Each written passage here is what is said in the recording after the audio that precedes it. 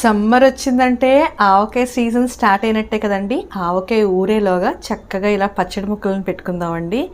చక్కగా బ్రేక్ఫాస్ట్లోకి పెరుగు వేసి కలుపుకున్నామంటే ఇడ్లీలోకి చాలా బాగుంటుంది. పప్పులోకి పెరుగన్నంలో నంచుకోవడానికి అయితే మరీ బాగుంటుందండి. చక్కగా ఇలా రెండు మామిడికాయలతోని ఇలా చిన్న చిన్న ముక్కలుగా కట్ చేసుకుని ఒక బౌల్లోకి వేసుకోండి. చిన్న ముక్కలతో అయితే ఎంత బాగుంటుందో, నాకైతే ఫేవరెట్ అండి.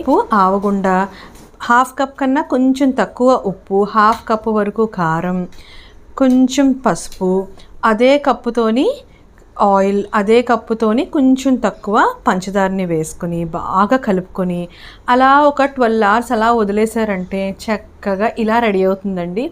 ఒకసారి బాగా కలుపుకొని 12 to 18 hours తర్వాత సర్వ్ చేసుకుంటే టేస్టీగా, క్రిస్పీగా, క్రంచీగా తిన్న కొద్దీ తినాలనిపిస్తుంది.